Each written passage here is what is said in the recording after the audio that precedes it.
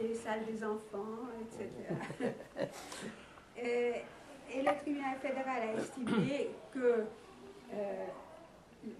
vu l'importance de cette liberté religieuse, on devait pouvoir attendre de l'école de trouver des solutions pour que ces élèves puissent faire ces examens à un autre moment, puisque l'école est de toute façon obligée de le faire aussi quand des élèves sont malades, etc. Et donc c'est quand même un précédent qui n'est pas vieux, il date de 2008.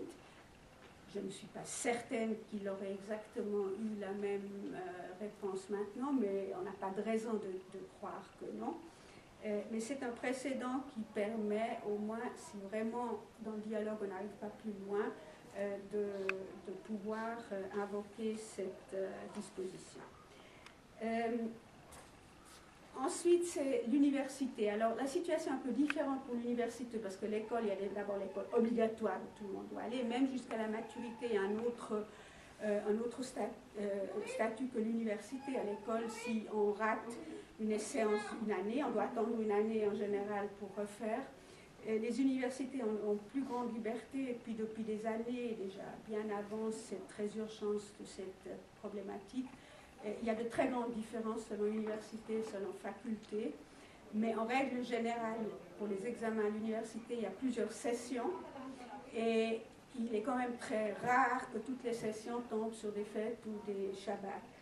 Et la présidence actuelle de l'ADEJ, avec qui j'ai parlé, qui fait du droit, elle m'a dit qu'actuellement à l'université de Genève, en faculté de droit, ils font les examens écrits au moins une des deux sessions, juin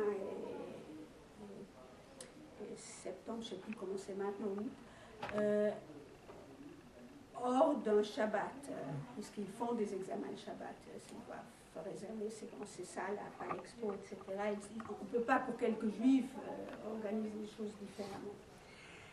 À l'armée, vous avez aussi une feuille qui est là derrière, que je vous ai donnée sur la situation à l'armée. La situation reste la même depuis longtemps, et nous avons rencontré l'année passée le conseiller fédéral Maurer qui nous a assuré qu'il n'y avait pas de changement. Donc pour les étudiants, pour les soldats juifs, il y a des possibilités d'obtenir des congés le Shabbat, les jours de fête, il y a des possibilités de pouvoir manger différemment que les autres et d'avoir un endroit pour réchauffer sa nourriture. Il y a des règlements tout à fait souple à cet égard, et il nous a même dit, M. Maurer, qu'ils ont, et ça concerne essentiellement les musulmans, qu'ils ont dans bien des bases maintenant des lieux de prière pour les musulmans. Ce qui m'a beaucoup étonné, mais c'était et qu'il n'y avait aucune raison de penser que tout ça va changer. Et le dernier point, c'est le travail. Donc ça nous concerne encore, ou plus du tout, j'en sais rien. Et le travail, la situation est évidemment différemment au travail, mais je voulais quand même rapidement dire, parce que j'ai été sollicitée ces derniers temps par deux personnes qui avaient ce genre de questions s'étaient posées au travail, qu'il y a une disposition dans la loi fédérale sur le travail qui autorise les travailleurs ou les employés à aller prier ou à avoir des congés pour leurs rites et leurs fêtes religieuses. Et cette disposition peut être invoquée, c'est l'article 20A de la loi sur le travail. Donc le travailleur est autorisé à interrompre son travail à l'occasion de fêtes religieuses autres que celles qui sont assimilées à des jours fériés par les cantons. Il doit cependant aviser son employeur au plus tard 3 jours à l'avance. À la demande du travailleur, l'employeur lui accordera, si possible, donc ce n'est pas tout à fait absolu, le temps nécessaire pour assister à une fête religieuse. Alors évidemment, l'idée est un peu différente que pour les juifs pratiquants qui toute la journée ne peuvent pas travailler, mais ça montre quand même que les fêtes religieuses ont leur place. La loi sur le travail n'est pas applicable partout. Par exemple, les fonctionnaires ne sont pas soumis à la loi sur le travail, mais ça indique quand même qu'il y a un cadre législatif. Alors ça, c'est la situation à ces différents endroits. Et avant, comme dernier point, je voudrais simplement dire, c'était surtout pour ceux qui sont concernés, et ce que j'ai déjà mentionné au début, que les recommandations que je pourrais donner, c'est de chercher le dialogue, d'aviser à temps, de ne pas attendre 2 jours avant une fête pour dire « Ah, à propos, j'ai un problème avec l'examen ». Mais tout de suite, en début d'année, parce que c'est facile, on sait que qui pourtant sur le samedi ou dimanche, alors on n'a pas de problème, mais on sait qu'il y a des périodes où il y a des trimes, où il y a des examens. Se préoccuper tout de suite, chercher des solutions. Les solutions qu'on peut vous proposer aux enfants ou aux élèves, ce n'est pas nécessairement les solutions de facilité qu'on voudrait avoir. L'examen peut être à un moment un peu plus tôt, où on a un peu moins de préparation, etc. Il ne faut pas que ce soit péjoré beaucoup, mais il faut vraiment essayer de trouver tôt des solutions, et ça semble marcher quand même dans la plupart des cas. Et essayer d'éviter qu'on arrive à des confrontations et surtout à monter sur la barricade. Actuellement, on n'est vraiment pas à une époque qui est propice à ça. Mais elle reste quand même plutôt bonne pour trouver des solutions pragmatiques. Alors c'est ce que je voulais dire dans mon introduction, et puis l'idée était après un peu de voir comment vous avez, oui, quelles sont les expériences que vous avez faites, est-ce que vous avez des questions et des problèmes à cet égard, en pensant évidemment qu'il y aurait plutôt des jeunes, et puisque nous sommes tous jeunes. Moi j'avais, pardon. Oui, alors quand même. Moi j'avais une question générale, c'est un peu une question de curiosité, mais quand vous rencontrez les autorités fédérales ou autres, comment est-ce que ça se passe? Vous préparez des dossiers, je pense, comment vous agendez les réunions, comment est-ce que vous êtes reçus? Ça se passe sur le plan juridique, philosophique? Alors, oui, alors en fait, les contacts politiques que nous avons sont de différentes sortes, et puis Evelyne Morali qui vient aussi me soutenir, elle fait aussi partie du comité directeur de la FSCI, donc je parle aussi sous son contrôle. Donc, il y a évidemment des départements. D'abord, il y a les contacts avec les conseillers fédéraux. Et là, c'est pas avec tous, hein, les finances, l'économie en général, c'est pas avec eux que nous avons des contacts. Donc, nous avons régulièrement des contacts essentiellement avec le département des affaires intérieures, parce que tout ce qui est racisme, antisémitisme et aussi l'éducation est dans ce domaine. Il y a les affaires extérieures, parce que effectivement la politique étrangère, même si nous ne représentons pas la Suisse, nous ne représentons pas Israël, mais il y a quand même certaines questions qui nous intéressent, et des questions aussi de la position de la Suisse vis-à-vis, par exemple, à une certaine époque de l'Iran ou autre, ou son attitude au Conseil des droits de l'homme. Et puis, il y a les affaires militaires, comme comme je l'ai dit tout à l'heure.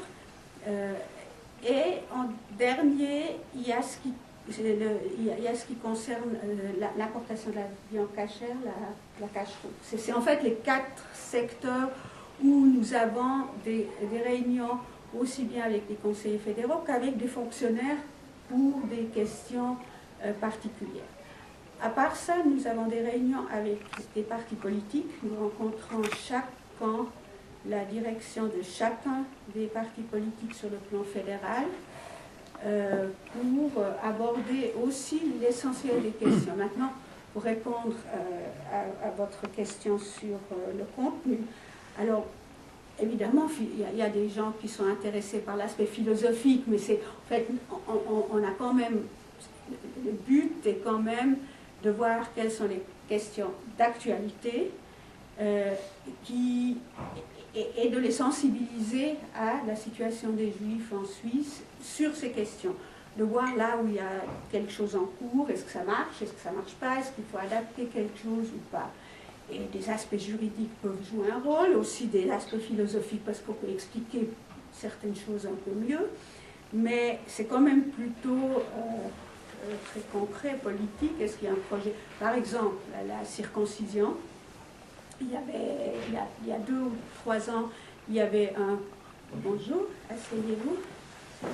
Il y a 2 ou 3 ans, il y avait un projet de loi contre l'excision qui était évidemment, on a tout de suite, quand on a vu qu'il y avait ce projet de loi, on a tout de suite vu qu'il y avait un besoin de s'assurer que cette loi, en fait c'est une nouvelle disposition dans le code pénal, que ces dispositions portent sur l'excision et ne s'étendent pas à la circoncision. Donc nous sommes, comme toutes les associations qui observent un peu ce qui se fait, on a regardé quels sont les projets, on s'est renseigné, on a des relais dans les partis politiques, on a d'abord un peu pris contact avec eux, parce que parfois il ne faut pas surréagir non plus.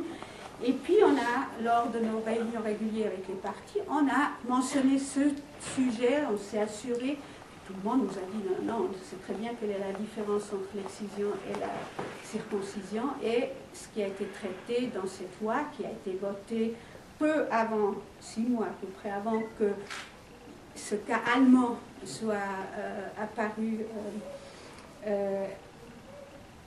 il était absolument clair, et c'était aussi dans les procès-verbaux, que ça concernait l'excision des filles. Alors, après, évidemment, le sujet est revenu et on a repris des contacts. Et c'est un peu un exemple que je peux vous donner, mais on essaye en amont de voir quand quelque chose vient, qu'est-ce qu'on peut faire, où est-ce qu'il y a les besoins, est-ce qu'il y a les besoins d'explications, est-ce que c'est mieux de le faire discrètement ou d'aller au franc.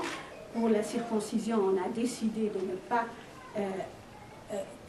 on a très vite vu qu'au niveau des personnalités politiques, il y avait une grande compréhension et qu'il n'y avait pas de volonté de remettre ça en cause, mais que si on portait ça au devant de la scène politique, ce n'est pas un sujet ça ne serait pas dans notre intérêt, parce que vous avez peut-être vu dans les lettres de lecteurs ou dans les discussions, c'est beaucoup plus au niveau des personnes individuelles qu'il y a eu des réactions aussi négatives. Donc on a fait ça plutôt en discrétion. Et d'autres sujets, on va plus au devant de la scène. Je réponds à votre question. Oui, Michael. Une petite question, c'est par rapport à l'école publique, par exemple les jeunes enfants ou un peu plus âgés, aussi bien pour juifs que pour musulmans, s'il y a des régimes alimentaires particuliers, est-ce que ceux-ci peuvent être demandés aux écoles, etc. Alors ça, je ne suis pas... en fait, la question s'est rarement posée. C'est certain qu'on peut manger sans viande, ça c'est aucun problème, c'est les parents à voir avec les premiers. Traditionnellement, en tout cas à Genève, il n'y a pas d'obligation de manger à l'école, et donc on peut ne pas mettre son enfant à la cantine et trouver des solutions pour des colonies de vacances ou des choses comme ça. Mais je sais qu'aujourd'hui, pour un enfant de manger sans viande, s'il est à la cantine, ça ne pose pas de problème, ou de manger que du poisson. Par contre, si on demande un régime alimentaire particulier, je ne pense pas, et je ne pense pas que c'est quelque chose qu'on recommanderait de revendiquer de la nourriture cachère dans les cantines. On essaierait de dire, si un enfant veut manger à la cantine, soit il emmène ça et puis il peut le manger dans le cadre, ou justement le prof veille à ce qu'il mange que des aliments comme aussi les musulmans qui sont sans viande ou sans certains types de viande. Mais je pense qu'avec le dialogue, on trouve des solutions. J'avais aussi une question. Vous agissez aussi au niveau cantonal, par exemple, par rapport aux cimetières Alors, donc la FSCI est une... donc je me suis présentée, ça va très bien, mais tu peux venir aussi. Donc les cimetières, et Ève connaît bien ce sujet puisqu'on on a fait des combats ensemble. Donc la FSCI, et ce que je vais quand même ajouter ici, et je ne l'ai pas dit tout à l'heure, heureusement tu me le rappelles, tous ces contacts politiques, parce qu'on m'a posé tout à l'heure la question, ce qu'on fait sur le plan politique. Sur le plan politique suisse, on fait toutes ces démarches maintenant depuis un certain nombre d'années, conjointement avec la plateforme des Juifs libéraux. Donc, ce sont les deux associations qui, ensemble, font toutes ces rencontres. La plupart, parfois, il y a une rencontre qui concerne une question plus technique où tout le monde ne va pas. Mais les rencontres au niveau des partis politiques et des conseils fédéraux, il y a toujours une délégation mixte entre la FSCI et P-I-L-S. Ça dépend dans quelle langue on parle, effectivement. Pour l'abréviation, oui. Et donc, on fait ça ensemble. Maintenant, sur votre question, les cimetières. Les cimetières sont une question qui est réglée sur le plan cantonal. Vous avez d'ailleurs correctement posé la question. Donc, nous représentons les Juifs sur le plan fédéral. Les communautés ont leur indépendance cantonale. Après, il y a des communautés qui sollicitent notre soit appui interne parce qu'ils veulent savoir et on les conseille, soit nous demandent même de prendre un contact ou d'intervenir. Mais nous ne le faisons pas sur le plan cantonal de façon proactive. On le fait en contact avec les communautés si elles le souhaitent. Alors, pour les cimetières, sur le plan fédéral, il y a quand même eu, au lendemain du vote sur les minarets, il y a eu ces réactions, notamment de M. Darvelet et d'autres, qui concernaient les cimetières. Donc, on a soulevé cette question sur le plan fédéral parce que, évidemment, l'attitude générale est une attitude qui concerne toute la Suisse. Maintenant, sur le plan concret, avant ces dernières années où ces questions ont ressurgi, le seul canton où ça posait problème, c'est le canton de Genève.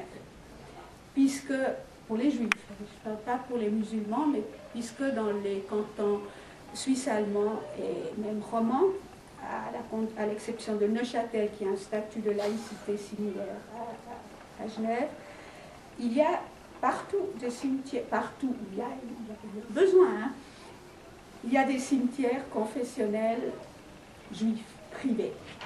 Ils sont privés. À Zurich, il y en a même, dans la ville de Zurich, 5 ou quelque chose comme ça. Chaque communauté a son cimetière.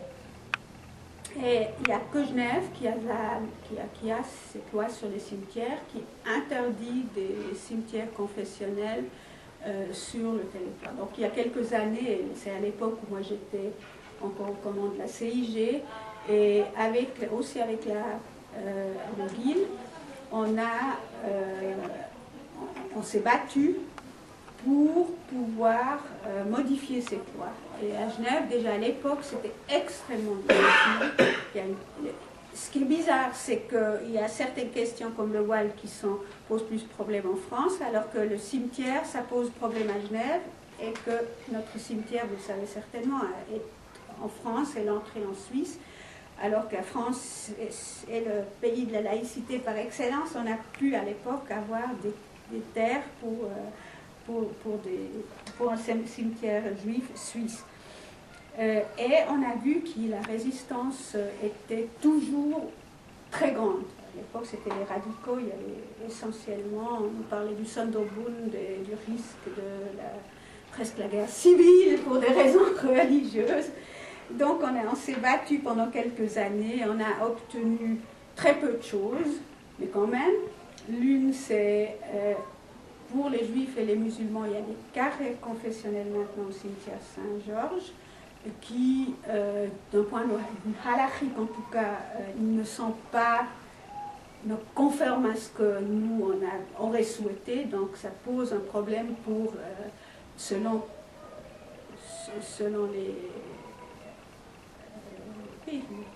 le degré de adhésion à ces exigences.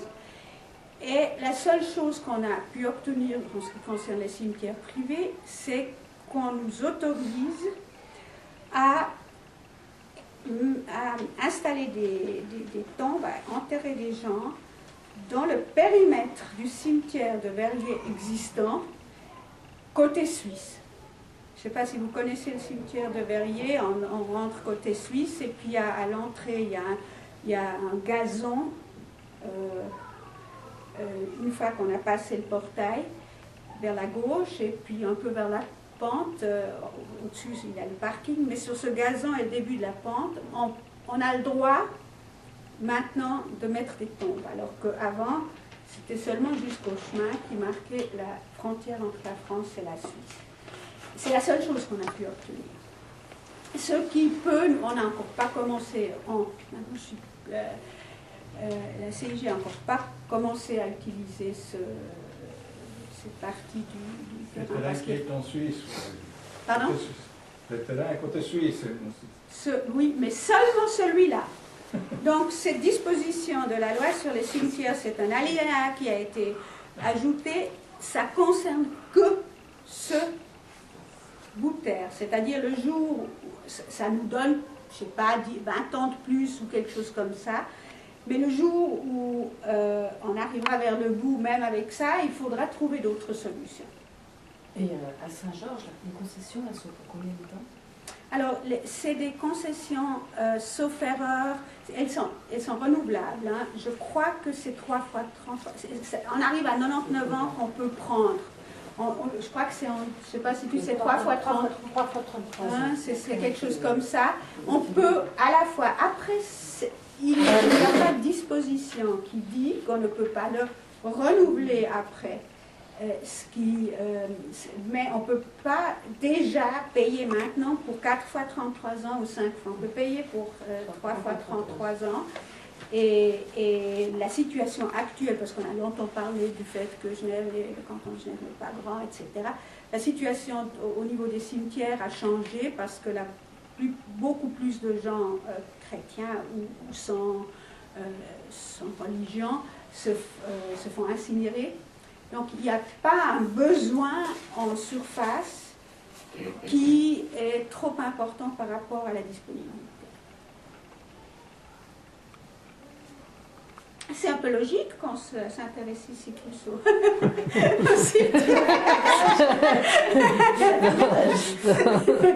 qu'à l'école. Il y a peut-être un point que j'aimerais soulever ou de votre part un peu des précisions, parce que vous avez parlé en fait de deux choses qui pour moi sont à deux niveaux. Il y a le niveau de la FSCI qui représente l'ensemble des communautés juives pour des questions plutôt globales, et puis ensuite il y a toujours le problème du juif individuel qui doit parfois être confronté à certains problèmes. Et puis là je reprends en fait la question, que ce soit de l'école ou de l'armée en particulier, de l'employeur éventuellement aussi. En fait, comment est-ce que vous apportez votre soutien à l'écolier ou à la famille qui a un problème, ou bien au soldat qui lui-même a un problème directement au cours de son école de recrue ou bien au cours de répétition? Est-ce que c'est par l'intermédiaire des communautés ou est-ce que vous avez une antenne directe ou comment est-ce que vous procédez? Ah oui, alors vous nous contactez très facilement. Nous avons un site internet. Donc ceux qui étaient là au tout début, parmi la grande assistance, je vous les ai distribué déjà un certain nombre de feuilles où il y a l'adresse en dessous.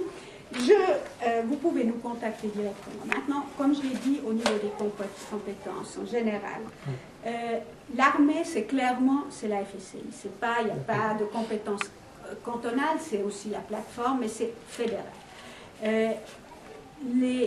L'école, nous allons vous répondre très volontiers, nous allons vous donner les éléments et nous allons peut-être vous dire, est-ce que vous avez déjà parlé avec le rabbin de votre communauté qui sait peut-être s'il y a eu d'autres questions, ou nous allons voir si c'est quelqu'un qui n'est pas dans une communauté ou qui vient d'un canton où nous savons qu'il n'y a pas beaucoup de soutien, pas parce qu'on ne veut pas de soutien, il n'y a qu'une petite communauté, ils n'ont pas on va les contacter quand même parce que nous, on ne sait pas ce qui se passe nécessairement dans chaque canton. Et parfois, il y a pu y avoir un accord. Donc, nous n'allons pas intervenir directement sans avoir pris auparavant contact avec la communauté.